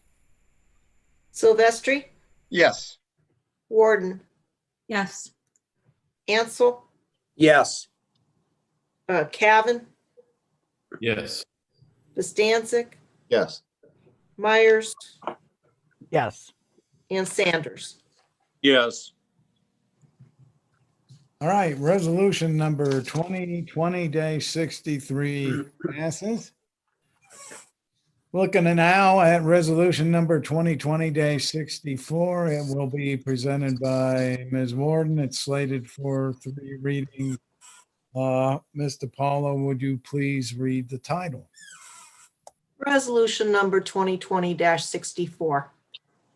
Resolution authorizing the Director of Administration to enter into a contract with Moose International, Inc. for the purchase of land and allowing for immediate enactment. Ms. Warden, the floor is yours. Thank you. So I'm going to ask you all to think back to what feels like about a lifetime ago. Last summer, I should say summer 2019, we experienced some severe flooding due to copious amounts of rainfall here throughout Northeast Ohio. And that really damaged caused a lot of damage throughout our town, especially in the area surrounding Bower Road, just off of Old Lincoln Way, in the area that lies right next to the Apple Creek floodway. So the administration has determined that FEMA is offering grant funding to help clear land such as these. Actually, I think they may have learned this through the Wayne County Commissioners, but the commissioners have asked the city to accept and maintain several parcels along Bower Road in order to secure this funding through FEMA. It's a hazard mitigation grant program. And so these parcels would not be allowed to be developed. They'll just be maintained as a natural open space in perpetuity, which makes sense because we know if it's going to flood once, it's probably going to happen again. So the first of these parcels is about a 2.5 acre piece of land that is the former location of the Moose Lodge. I believe prior to that, it was the Knights of Columbus, in case anyone's wondering which building it was. It was irreparably damaged from the flooding, and it's kind of been in shambles down there on that parcel since then. So the FEMA grant is going to pay for the cost to demolish the remaining structure and clear the property. The city is going to be responsible for a $10 fee to take over the land, which I think is pretty remarkable. And it's an estimated cost of $0 to maintain the property going forward, since it'll be more of a nature space than anything that requires regular mowing or anything like that. In order to be eligible to receive this funding, FEMA requires that they only be used for purposes compatible with open space or wetlands management. And so that really sort of makes the city adhere to their requirements. Eventually there might be some minor improvements. That's just sort of speculative, but perhaps a bike trail or walking path someday, but no plans for that at this time. There has been an environmental review of the property, and there was no evidence found of potential material releases of hazardous substances to the soil or the groundwater. So that's another relief. The resolution is specific to this one particular parcel, but there may be future parcels to come, just an FYI. I see, unless anyone has an issue with $10, 2.5 acres of land, I make a motion to place this resolution on third and final reading this evening. Second. You're muted, Mr. Bidenike. Motion to suspend the rules by Ms. Warden and second by Mr. Cavan. Would you please call the roll, Mrs. DiPaolo? Warden, Yes. Ansel, Yes. Cavan, Yes. Bostancic, Yes. Myers, Yes. Sanders, Yes. and Silvestri. Yes. Okay, the rules are suspended. Look to you again, Ms. Warden, for a motion. I move to adopt. Motion to adopt by Ms. Warden. Is there a second? Second. Second by Mr. Silvestri. Any discussion? I just have a quick question. Who actually paid, did the Moose Lodge land get donated? And then we take it over for $10, or how did this land become available for $10? I'm just curious about that. I believe they work in they work with FEMA in order to settle on a reasonable or feasible price. But Mr. Montgomery, perhaps you want to clarify that? Yeah, so those other properties you mentioned are going through the normal process, which is EMA and FEMA are working with them to negotiate, an acquisition price, which would be covered by the grant money. And then actually acquiring those, the city, that's what it's not guaranteed, the individual property owners have to agree to that. But if they do, then the EMA would come back to the city and say, okay, we've negotiated the price, we're going to apply the grant money. So they would be asking the city at that point to take them over, to accept them basically for free of charge. But there has to be a governmental entity behind it for the FEMA grant to apply. Okay, so that's the normal process. In the Moose Lodge, they initially had rejected EMA's offer. They thought, I think maybe they thought the insurance company might pay for it or something like that. Well, as it went on, nothing was happening, and we ended up starting down the road of a property maintenance process and going to court to get that taken care of. And then I reached back out to our local EMA and asked them, I said, if we could acquire this, then we're the owner of record. EMA is working with us. Could we get back into the grant program and then the grant pay for that? Because we would end up having to tear the thing down anyway and then trying to go after it in the taxes. And so they said yes. So that's why we're acquiring it now. We will become an owner of record like all the rest of them. We will then be subject to the grant, and we can get the grant money. We can get it torn down, and it's already in the floodway anyway, so it would not be able to be built upon, regardless. And then FEMA asked for certain restrictions to put on. So things like a tent city could never happen. There's specific restrictions that allow some teeth for that kind of thing not to happen in the future. Okay, so Joel, I'm going to show this. All these outlined areas, eventually we hope to acquire and then turn them into a natural landscape for. Yeah, that's all dependent on EMA's negotiations with them. Right. And their willingness to do it. So we're thinking maybe by the end of the year or first of next year before that gets resolved. So thank you. And one of the iterations of our bike loop around Wooster actually would come close to this property. And we have walked it in the past, and there might be a possibility of bringing a closure to that loop in the southern part of our city up through this property. But that's a lot of conjecture at this point.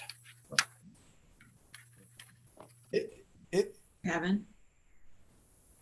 Mr. Yes. Cavan. Yes, thank you. Does anyone anticipate any hazard mitigation that might go on down there? I know the one place was, I think it was it North End Garage? You know, there were cars at one point sitting there that were destroyed, that were oozing fluid, and I didn't know if that was a concern or not. So yes, it was a concern. In the current properties in question, there was a environmental, limited phase 1 that was done on all of those properties because I wanted that question answered, and they did not find any indication that there was anything that would be considered, an environmental condition or hazard down there right now. So.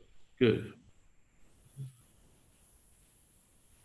Just one question as well. Looking forward, when I looked at the map, looks like there's 3 other smaller parcels that are kind of like, I don't know, the bite out of the cookie or the rest of the puzzle piece there.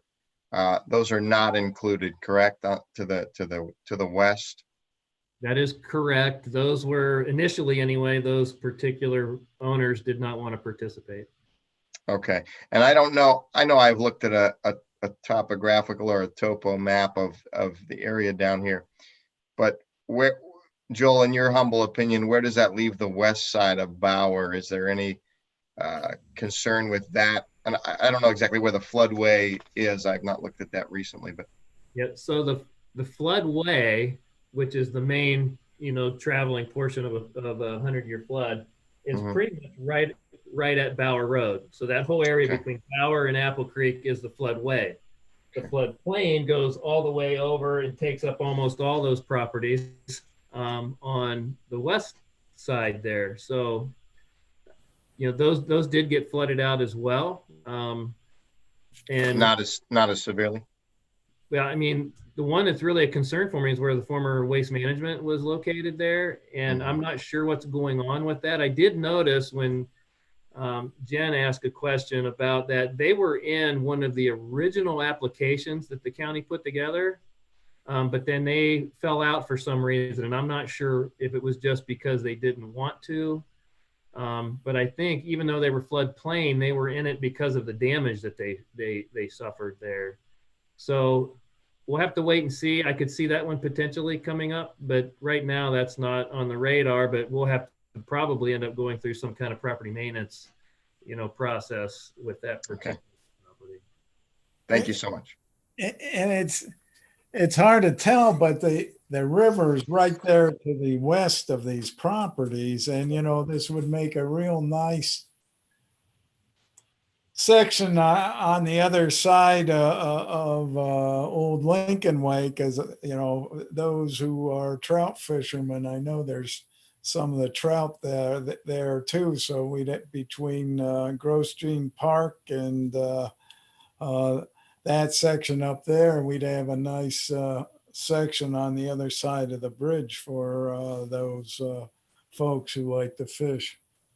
No, I talked to a lot of Wooster residents from years past that told me at one time they remember that was the prettiest spot in all of Wooster. It was a meadow with fruit trees. And it was just beautiful from what they said they remembered.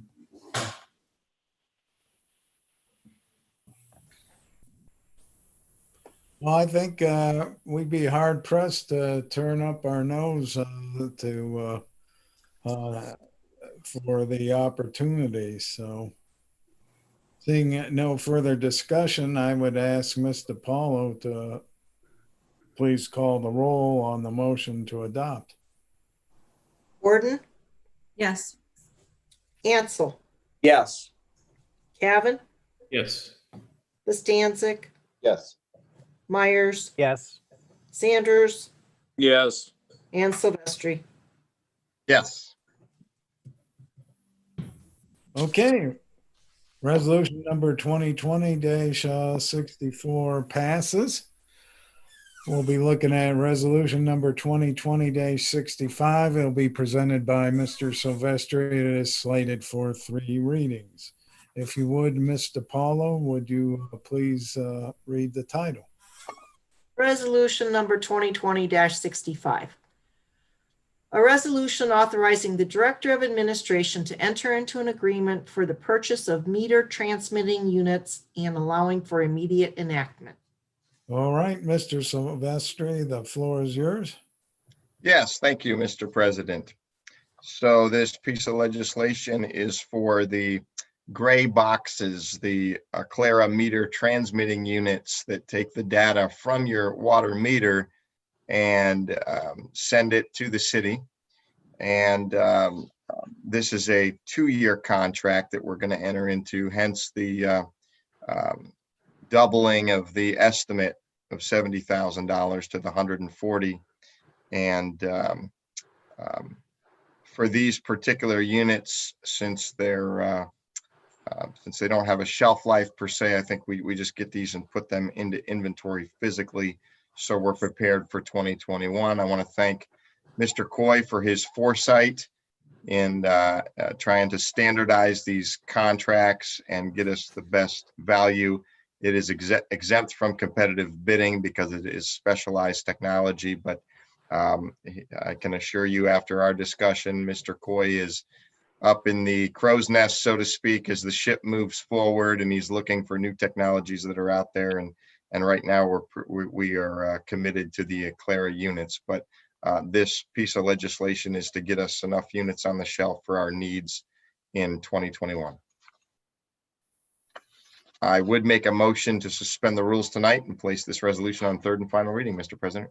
Okay, Mr. Silvestri has moved to suspend the rules. Is there a second? Second. Second by Ms. Warden. Ms. DiPaolo, would you please call the roll on the suspension of the rules? Ansel, Yes. Costanzic, Yes. Cavan, Yes. Myers, Yes. Sanders, Yes. Silvestri, Yes. Warden. Yes. All right, the rules are suspended. I turn to you again, Mr. Silvestri.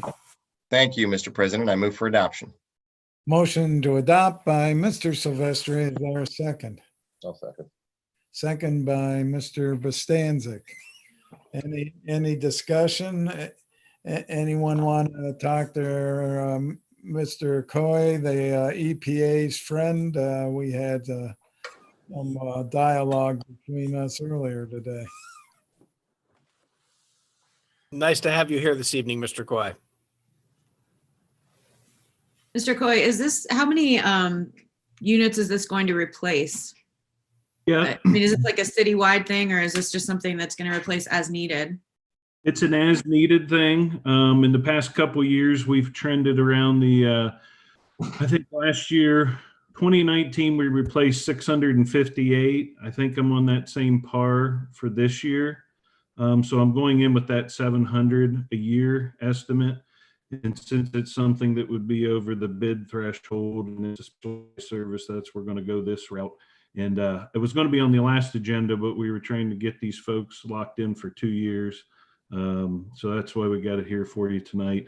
And basically there's batteries in these units. So they have a operational life anywhere from 10 to 15 years. So we use these, of course, when we have new customers coming into town, a rate of 25 or 30 new customers a year. So that accounts for some of it. And then some of it, with any technology, it just some days decides it doesn't want to work right.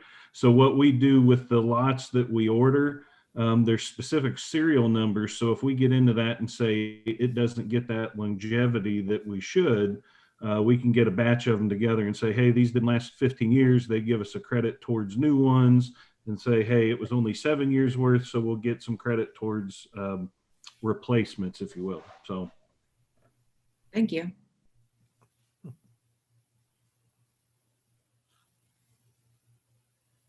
And I'll at least say with these units, we've got that fixed metering network, so we can see if someone maybe has a leak, we can get on it instead of them getting the bill, a month or so later. So we're catching these early on, and we can really see what the grid's doing as meter usage is going throughout the system. And this has been a partner too with our finding our non-revenue water sources too. We can get into specific areas and get an idea of what it's doing for the day, and maybe some abnormalities on some of the systems. So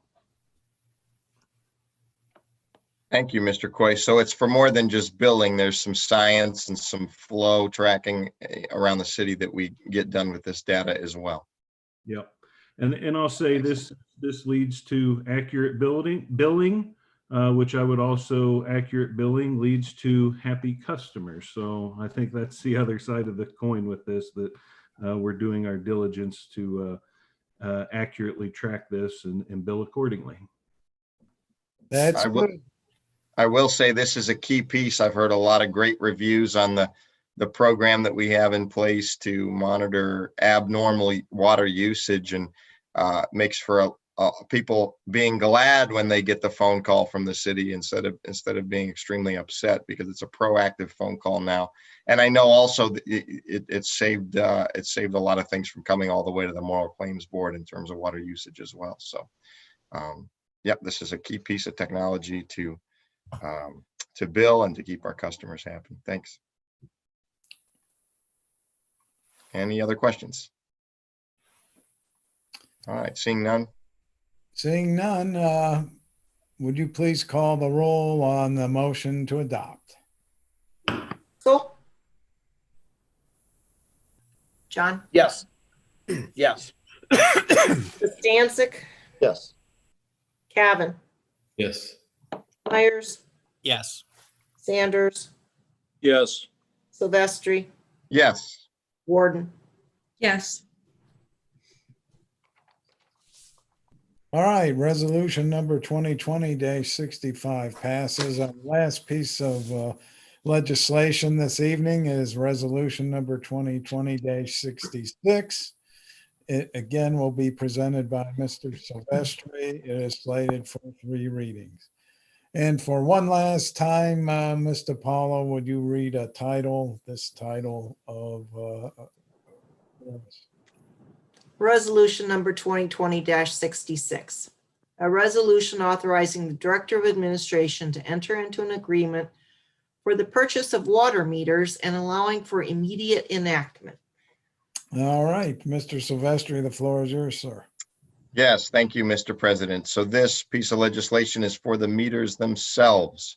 So the first, previously we talked about the unit transferring the information. This is a meter that actually records or measures the water usage itself. So this is a key piece. We use Badger water meters, so they have to be in line with our current systems, hence the exemption from competitive bidding. Thank you again, Mr. Coy, for putting this on a 2-year cycle. It's for the coming year, 2021 and 2022. We estimate about 325 meters to be purchased annually at the cost outlined, times 2, which equals the 170,000 total estimated cost for this item. Anything you want to add, Mr. Coy?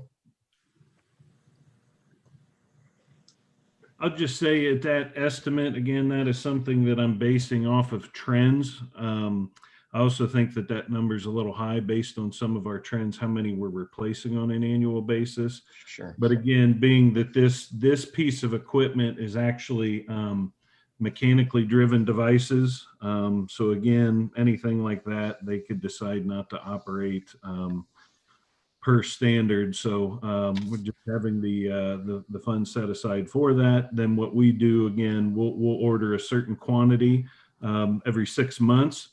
Then the idea too, towards the end, if there's some large meters that need replacement, we'll use some of that money towards this too, just to make sure we have stock available.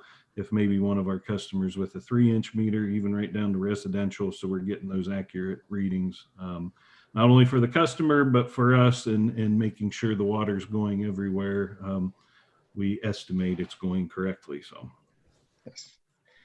All right, so with that, Mr. President, I would move to suspend the rules and place resolution 2020-66 on third and final reading.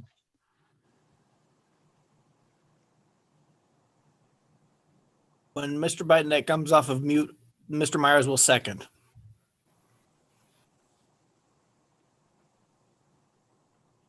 This thing's bulky tonight. All right, motion to suspend the rules by Mr. Silvestri, second by Mr. Myers. Yes. Yes. Would you please call the roll on the suspension of the rules, please? Bastancik, Yes. Cavan, Yes. Myers, Yes. Sanders, Yes. Silvestri, Yes. Warden, Yes. Ansel. Yes. The rules are suspended. Mr. Silvestri, do you have another motion for us? I do, Mr. President. I move for adoption. Motion to adopt by Mr. Silvestri. Is there a second? Second. Second by Ms. Warden. Any further discussion? Anyone want to grill Mr. Coe on his progress here in swapping these out? I think we've been on a regular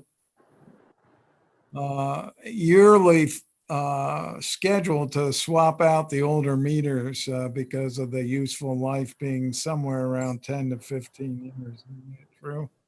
Yeah, that's correct. We're trying to be proactive based on areas in town, focusing on certain areas that we know that they're over that 15-year range specifically, get in there and replace those. These are brass meters, so sometimes they don't fare well, maybe if crawl spaces or basements are not properly heated, so they've got some freeze plates on them. So that's part of some of our routine replacement. There's a couple technologies that I'm looking at in a couple years. That's why I would like to do this one for 2 years and then maybe review some other options that are available on the market. And we'll give us some time to maybe do some test runs on those towards the end of 2022 to see if maybe we can go a different direction. But yeah, there's a program in place to be proactive. And again, that's that accountability, accounting for that used water and making sure we're doing our part. All right, appreciate it. I see those horror stories up there in Cleveland. I'm glad we've got good people like you taking care of us down here, Mr. Coe. My pleasure. It's the staff, they do all the, they're in the trenches. I'm here to support them, so. Anything else? Would you please call the roll, Mr. Paulo, on the motion to adopt? Bastancik, Yes. Cavan, Yes. Myers, Yes. Sanders, Yes. Silvestri, Yes. Warden, Yes. and Ansel. Yes. Okay. Resolution number 2020-66 ends our session of legislation, brings us to miscellaneous, and at least on my screen, I'm going to start from the bottom and go up. We'll start with Mr. Myers. Well, on my screen, I'm at the very top of the screen, President Biden. Yeah, well, I prefaced that, being the attorney, I knew I'd get that kind of flack. So I prefaced my screen. Yes, very, very well.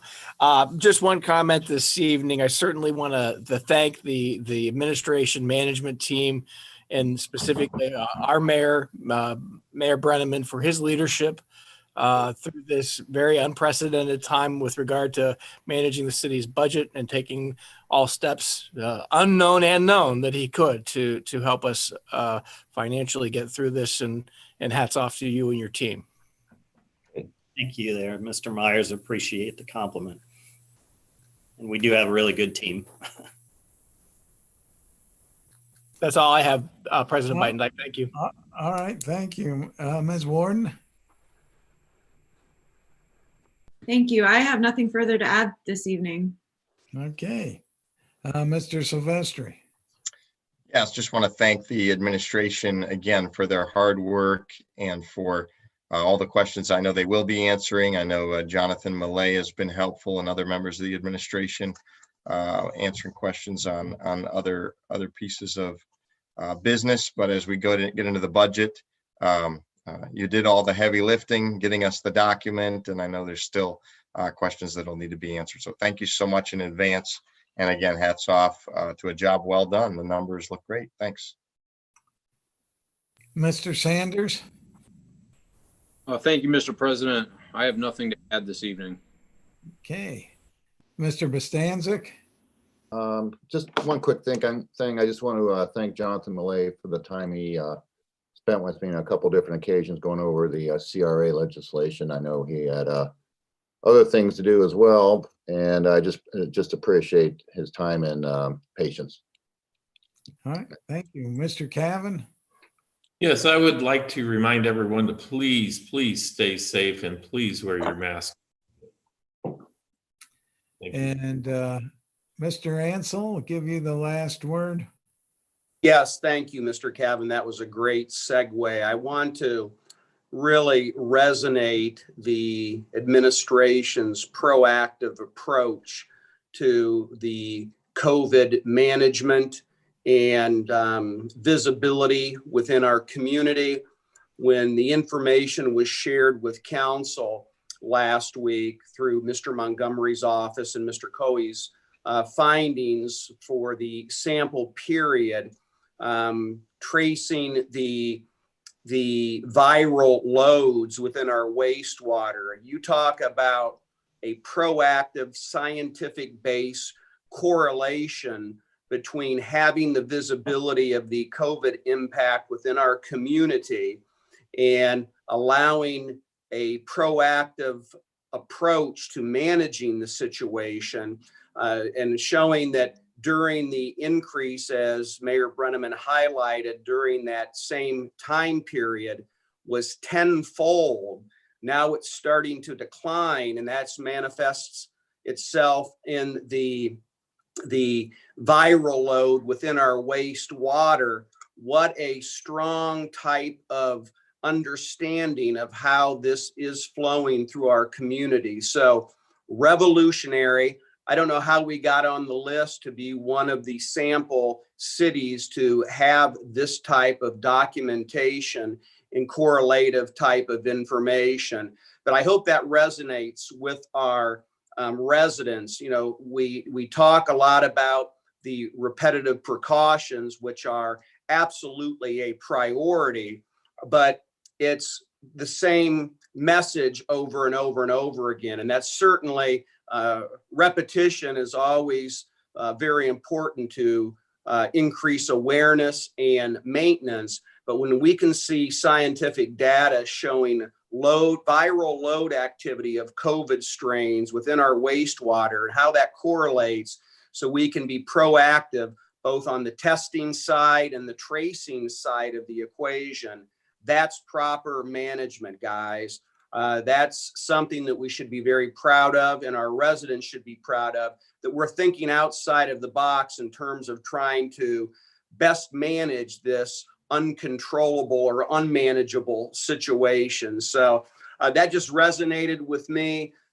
Joel, compliments to you and your team. Hopefully we can continue that monitoring process. So as we all hope, as cases start to decline, that will manifest itself in the viral load readings within our wastewater treatment facility. Wow. Thank you for that validation. It's not going up, it's going down. Let's keep it that way. With that, I would motion to adjourn. All right, motion to adjourn by Mr. Ansel. Is there a second? Second. Second, Mr. Silvestri. All in favor? Aye. Aye. We're adjourned. Good evening. Bye, everybody. Good night, everyone. All right, have a good night, everybody. One and all.